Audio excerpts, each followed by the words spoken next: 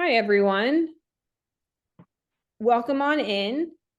We're going to give it a minute or so. We have a couple more people waiting to join us. But I just wanted to introduce myself. My name is Katie DeMeo. I'm with AIM Consulting. I'm helping with the engagement for the project. Thank you all for coming today to our workshop for the low carbon concrete code with the City of Dublin. A couple of things just to kind of start. Before too long, I'm going to be handing over the program over to Shannon here at the City of Dublin. But before we get started, a couple of logistical things.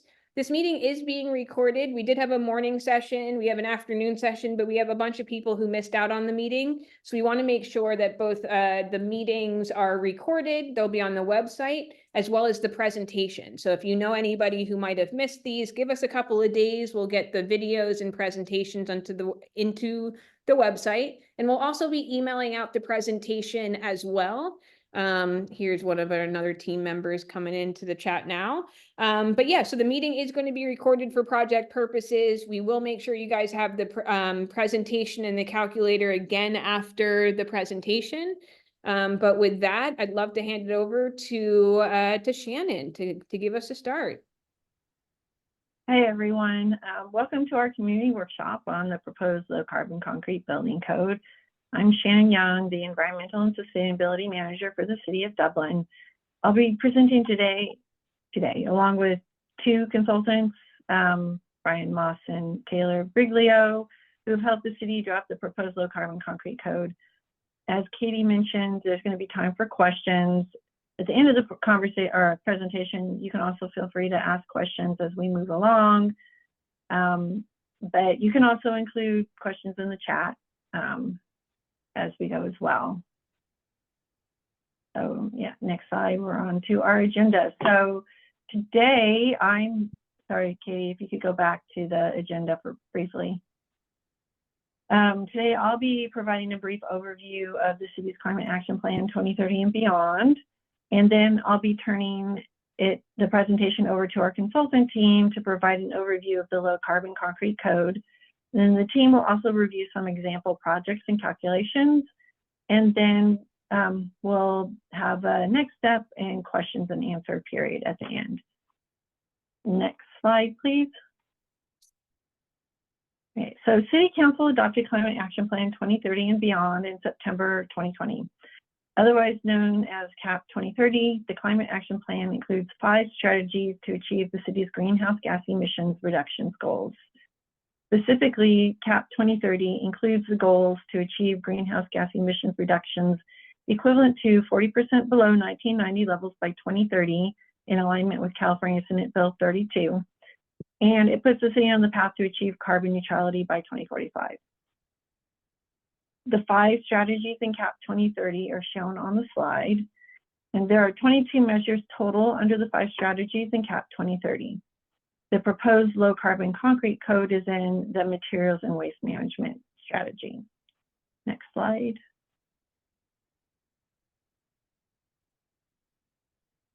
This figure demonstrates pictorially what Dublin is trying to achieve by implementing CAP 2030. The dark blue line at the bottom of the graph shows the greenhouse gas emissions reductions targets, including the 2030 goal and the 2045 carbon neutrality goal. And the light green line at the top of the graph shows the business as usual case. So in other words, it shows what the GHG emissions would be if the city did nothing other than implement known state mandates at the time of CAP 2030 adoption. The red shaded area in between shows the greenhouse gas emissions we are trying to eliminate by implementing the measures in the CAP. Next slide, please. So this slide shows actions that the city has either already implemented or that are in progress. As mentioned earlier, low carbon concrete is in the materials and waste management strategy and is specifically included in Measure MM2, reduce the embodied emissions associated with the building materials. This measure references the low carbon concrete code first adopted by the County of Marin in 2019. Marin County partnered with several entities and conducted robust stakeholder engagement to develop a regionally replicable building code. The Marin County Code is the basis for the City of Dublin's proposed low carbon concrete code. Next slide. So why low carbon concrete? This pie chart from Princeton University shows global carbon emissions from various sectors. You can see that concrete is responsible for approximately 8% of global emissions. That's the yellow slice of the pie. Because concrete is used so abundantly everywhere in the world and because of the carbon-intensive process used to make cement. To create Portland cement, limestone undergoes a calcination process, which releases large amounts of carbon dioxide from the chemical reaction. To produce 1 ton of Portland cement, 1 ton of carbon dioxide is emitted. You can mitigate the greenhouse gas emissions of concrete by reducing the amount of cement in the concrete mixture. To do this, supplementary cementous materials, or SCMs, such as slag, fly ash, crushed limestone, or glass pozzolan, can replace some of the cement in the concrete mix. Adding SCMs is not a new or innovative technology. Caltrans has been incorporating SCMs for years in its concrete mixes. Current Caltrans standards allow for 15% crushed limestone to be added to the concrete mix in lieu of cement, resulting in greenhouse gas emissions reductions of 15%. It also provides a cost savings since the SCMs are typically less expensive than Portland cement. Next slide, please.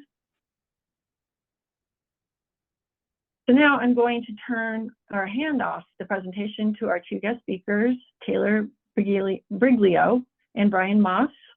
And I believe that Brian will be speaking with us first. Both Taylor and Brian are with Willdan. Next slide. And before we do that, I'm going to unshare my screen and let Taylor bring up his side of the presentation. But thank you all for joining us again, and we'll get this up. Taylor, you should have permission to share.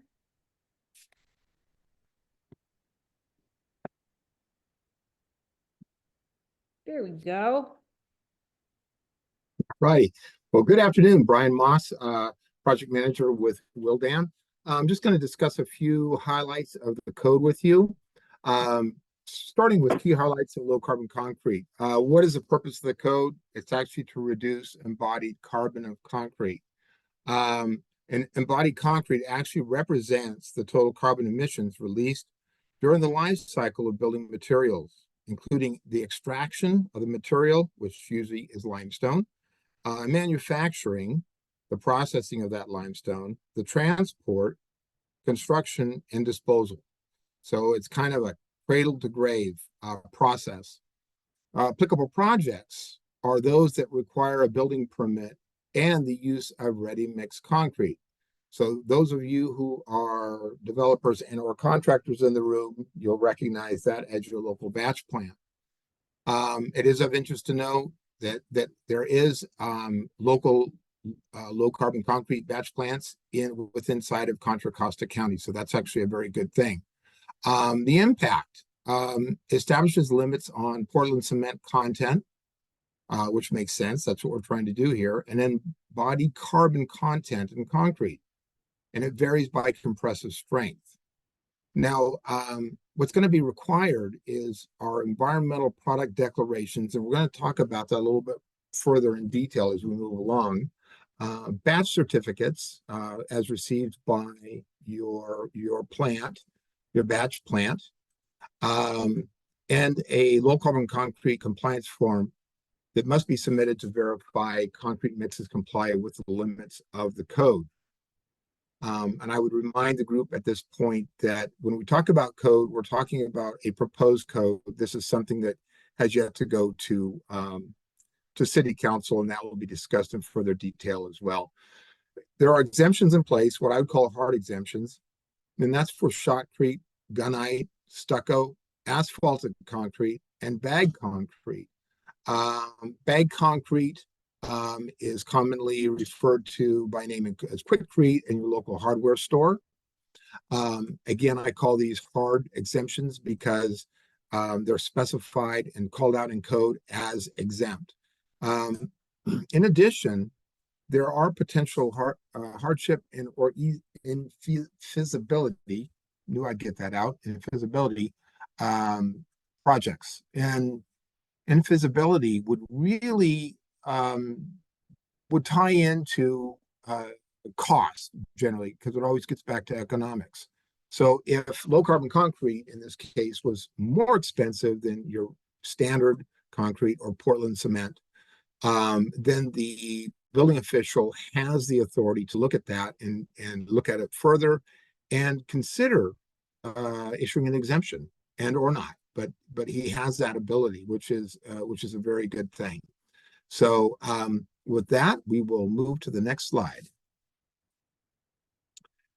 So low carbon concrete limits. The code, specifically in table 4.420.3, establishes the cement limits and what we call the embodied carbon limits in concrete. As you can see, code establishes the maximum for Portland cement and embodied carbon based on the required compressive strength of the concrete. So when we look at the minimum specified compressive strength, that ties directly into, how viable is this low carbon concrete versus your standard Portland. When we tie that in, they actually have to go hand in hand. You'll notice that there's an F-C there, and really what that stands for, it stands for the compressive strength of the concrete after 28 days of curing. In addition, high early strength mixes can increase these limits by 30% as determined by your building official.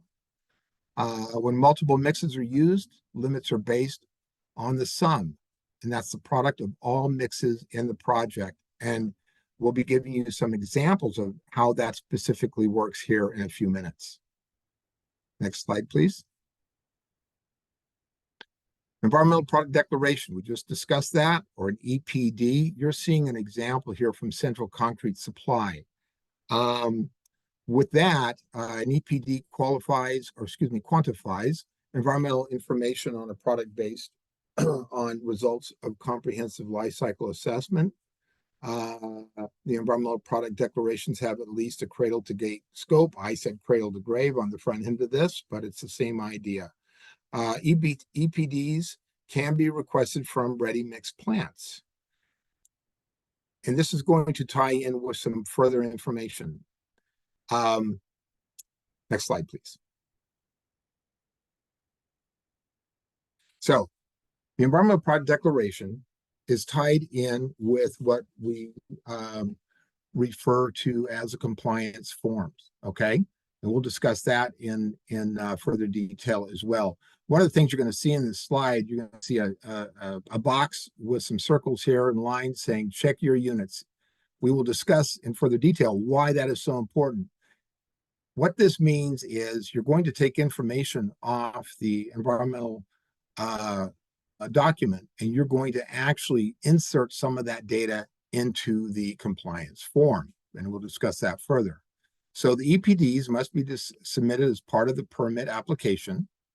The low carbon concrete compliance form will help determine if the project meets low carbon concrete requirements. It's a great tool. Contractors are encouraged to engage concrete suppliers before applying for permits. So your local ready mix plant, and they will have those EPDs for you. Low carbon concrete compliance form can be submitted without environmental product declarations, but must be signed certifying that the concrete will comply with requirements. Local carbon concrete compliance form with EPDs and batch certificates, also received from your ready mix plants, must be submitted to the Building and Safety Division, i.e. your building official, before and after concrete is poured to verify that the project actually meets the low carbon concrete requirements. Next slide, please. This is another example of an EPD as issued by CEMEX. One of the first things you want to look at here is to make sure that you look carefully at your units. You look at your units, check your units on the EPD, and then how you transfer those units. Make sure they're transferring unit to unit, same to same within the compliance form. The compliance form has been sent to you in advance, and we'll be going through some examples together to show you just specifically how this works. With that, I'm going to be turning this over to Taylor to take you through some equations, some background on how that specifically works, and some step-by-step guidance on using the compliance form. Thank you, Brian. So when you actually look in the code, there are a couple of equations within the code that are used to calculate essentially the upper limit on the total amount of Portland cement and the total amount of embodied carbon allowed in the project based on the volume of the concrete that you're using and the corresponding limits based on that mix's required compressive strength. And as long as your collective cement and embodied carbon is lower than the upper limit, the project as a whole will comply. Don't worry. I mean, don't be too frightened by the equations. As Brian mentioned, we've developed a tool where all you have to do is input a couple of values, and the compliance form will do all of the math for you. Again, we just want to make sure that the units that you're inputting are matching the units specified in the tool, so that you've got the right values going in. So we're going to go through a couple of examples, and then I'm also going to go through these examples with the compliance calculator that I believe Katie sent out to all of you before the start of the meeting. She may have added another one in the chat as well. So let's go through projects. The first project scenario. Let's assume you are building a new 1,500 square foot home.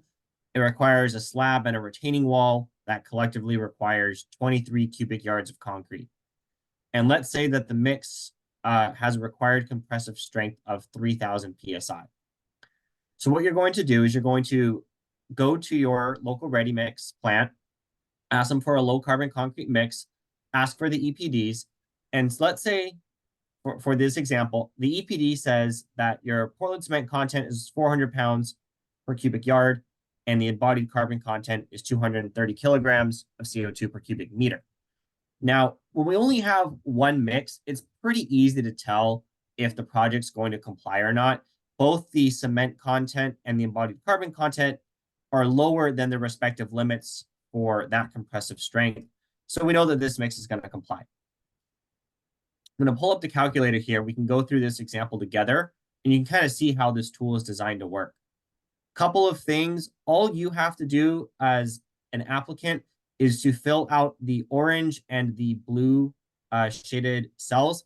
Everything else, the tool you actually won't be able to edit, and the tool is going to calculate everything else for you. So we have to start by putting in basic project information. So we have a project name and a project address. Let's just say 1 Dublin Boulevard.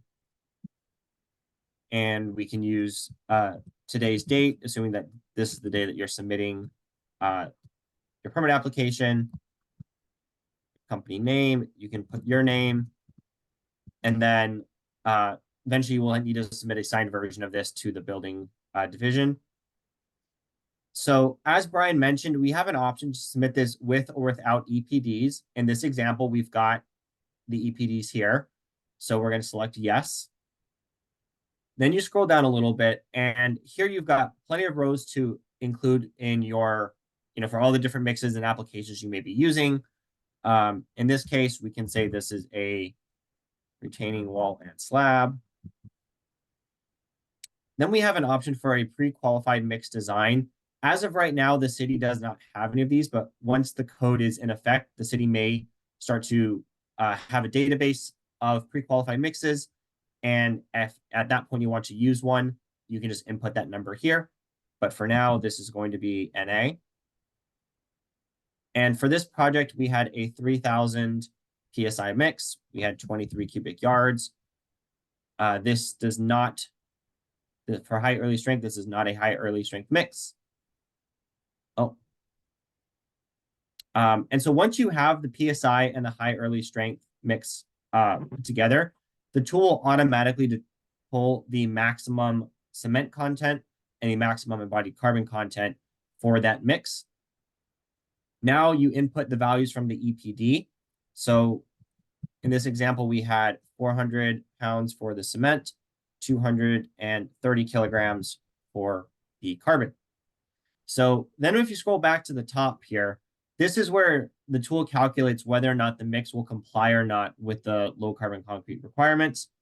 So we can see the total allowable cement and carbon contents, and then this is what is in your mix based on the information that you've input.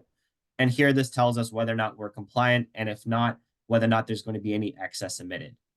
So as I mentioned, again, we know that this mix is going to comply, so you would submit this form with your permit application. Any questions before I move on to the next example? I want to pause for a second here.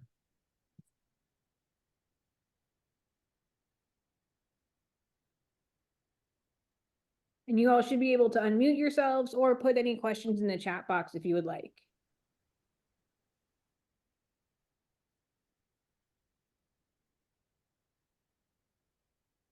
Okay, not hearing any, I will move on. So let's move on to our second example.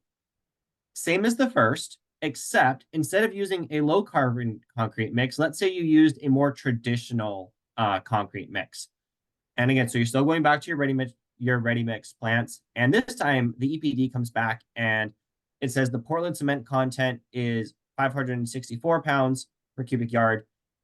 And for the embodied carbon, you've got 400 kilograms of CO2 per cubic meter.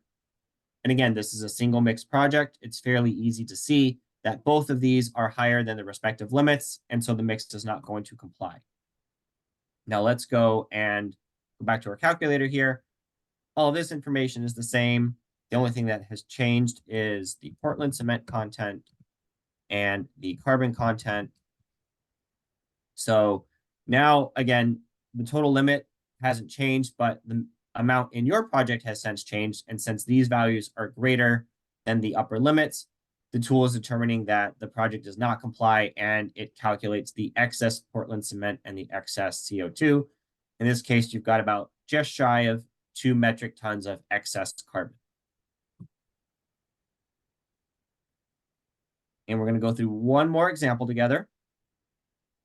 So now let's say instead of a project with one mix, you have a project that requires 3 different mixes, each with a different required compressive strength.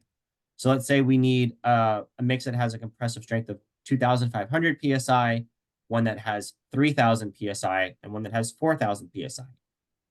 So again, you go back to you go to your ready mix plants, you get your EPDs and your batch mixes. And let's say that these are the values that you're getting. So you've got Portland for one mix for your 2,500 PSI, you need 6 cubic yards. It's got a Portland cement content of 100 pounds per cubic yard and 230 kilograms of CO2. Your second mix of 3,000 PSI requires 8 cubic yards, and the Portland cement content is 400 pounds per cubic yard, and then body carbon is 255 kilograms per cubic meter. And you've got a third mix where you need 9 cubic yards, and the Portland cement content is 480 pounds per cubic yard, and the embodied carbon is 320 kilograms per cubic meter. Now, we have the corresponding limits on the right side of the slide. You can see that the first 2 mixes, these limits or these values are lower than the upper limit. So you know these first 2 mixes are good. But this third mix, the cement and embodied carbon contents are greater than the upper limits. Now, the code looks at the project as a whole. So if you have all 3 of these mixes in your project, it's going to look at what the kind of the upper limit accounting for the volume used in all of these. So let's see what happens when we have 3 mixes. So let's say we've got mix 1, mix 2, mix 3. None of these are going to be pre-qualified mix designs. So we had one mix that was up to 2,500. We had another mix that was 3,000. We had another mix that was 4,000. We know that none of these are high early strength mixes. I think we had 6 cubic yards for the first mix, 8 for the second, 9 for the third. So again, we've got, again, the tool automatically calculates the maximum limits. And so now we input our values from our EPD or EPDs. So we've got 100, for Portland cement on the first one, 400 on the second one, and 480 for the third one. And for the carbon, we've got 230, 255, and 320. So we scroll back up here. Now, again, the project, the code looks at the project as a whole. So this is the upper limit for your cement and carbon for this entire project. And based on the volumes of the different mixes and the cement and carbon in each of them, the project as a whole is still under the limits. And so the project as a whole is compliant with the regulation or with the code. So even though mix 3 was a little bit higher than the limits for that compressive strength, you were under the other ones enough that it compensated for it. And so this project would still be approved for at least this part of the project. I guess before I go on, any questions with that? Either in the chat or feel free to unmute yourself. Just a quick question, would this apply to all concrete, something as simple as fence post concrete, or just foundation, flat work, or all concrete? So as we mentioned, it applies to two conditions need to be met. It needs to require a building permit and it needs to be ready mix concrete. So if like flat work, I believe in the city is exempted, so wouldn't apply to something like that. And if you're just buying, bagged concrete from Home Depot or Lowe's, that doesn't apply. So this is when you're getting concrete from a ready mix plant.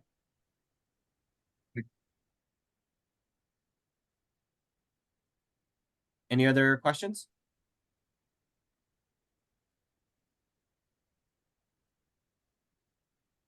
Hearing none, we'll move on. Oops, sorry. All this slide is basically a summary of the calculations that I just showed you. Again, these slides are going to be available for you afterwards, so you can always go back and review this later. So now we're going to talk a little bit about code enforcement options that the city has. So I do want to start by re-emphasizing that we've reviewed these low carbon concrete limits with your local concrete suppliers or your local ready mix plants, and they've indicated that they can meet the requirements in this code. So we should never have to get to this stage. I want to emphasize that. But in the event that a project is unable to comply with the low carbon concrete, the code does allow for some flexibility where if you're not able to meet the standards, if you can show reduced equivalent carbon emissions from other portions of the construction project, that would still meet and demonstrate alternative compliance. Now, the code is not prescriptive on how to do that. So it's really up to you to figure out how you're going to show those reduced carbon emissions. And it's going to be ultimately up between you and the building division to agree to that.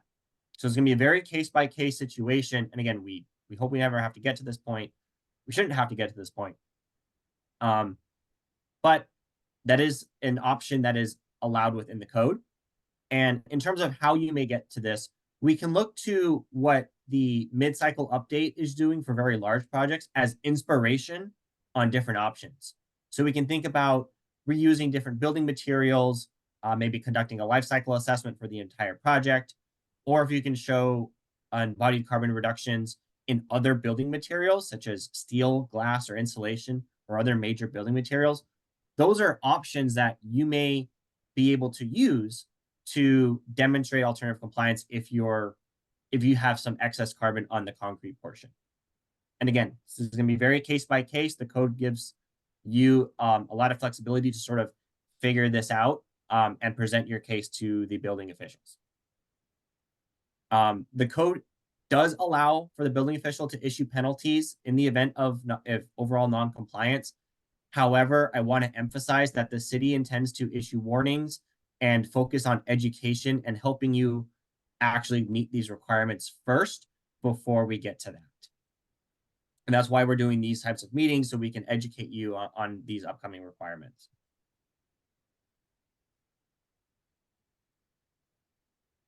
And as I mentioned, and this is just for the, again, for completeness and for transparency, the code does allow for the building official to issue a penalty in the event that the project exceeds the carbon emissions or the embodied carbon content.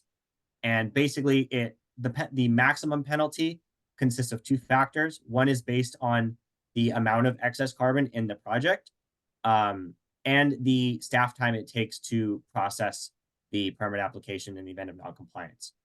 So if we go back to scenario 2, right, that example had some excess embodied CO2, just shy of 2 metric tons. And let's assume that the Building and Safety Division estimates that it'll take 2 hours of staff time to kind of work through the administrative side of this, and they're billing at $255 an hour. And we're valuing every ton at $190 a ton.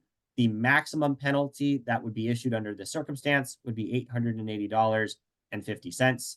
Again, this is a maximum. The Building and Safety Division has discretion on if they want to issue one at all or a reduced penalty. Again, very case-by-case situation, but this is the maximum that will be allowed under the code. And with that, I'm going to turn it back to Shannon to close us out.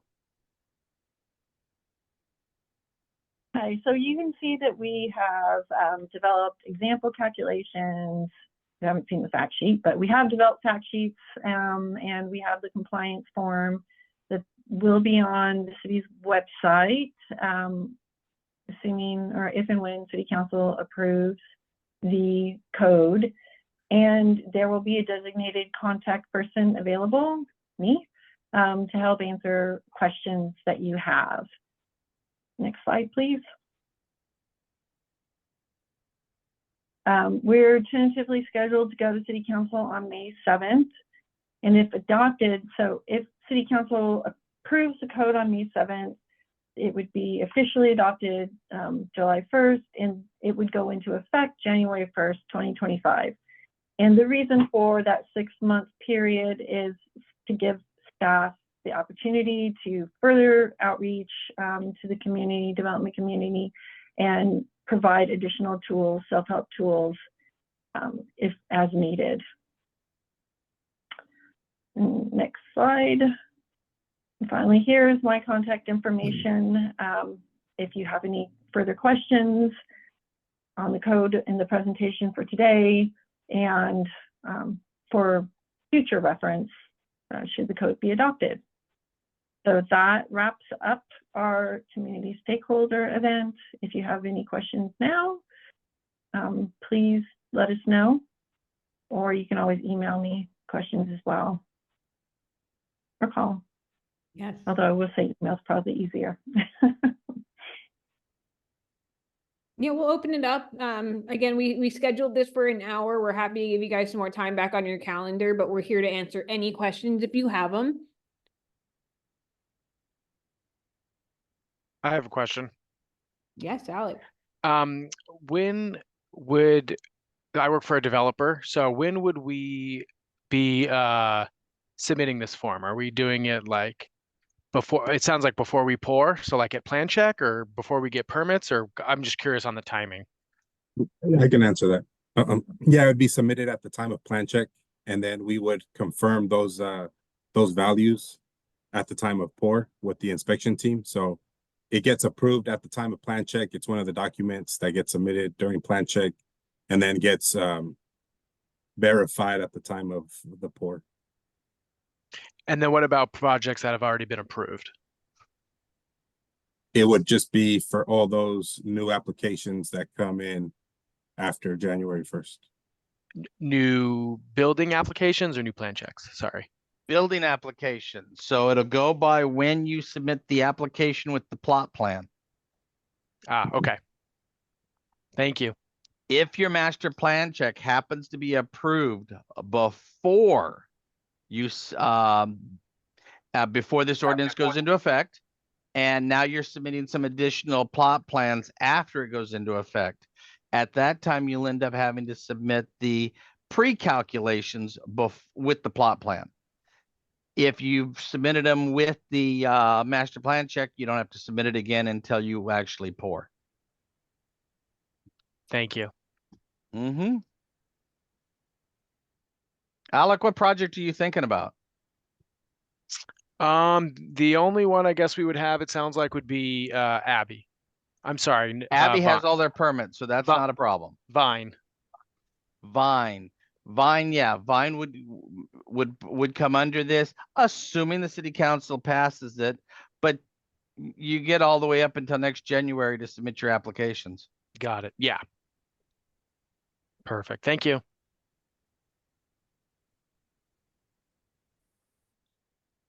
Wonderful. Well, again, if there's no other questions, we'll let you get back to your day. Just want to remind you again, this meeting recording, the presentation will be on the website. We'll also follow up with you in the next few days with it via email. If you have any questions, feel free to reach out to Shannon or anyone on our project team at with anything. But thank you so much for your time here on your afternoon. Hopefully you guys go out and have a good rest of your beautiful day. Thanks everyone for joining. Thank you. Thank you. Thank you.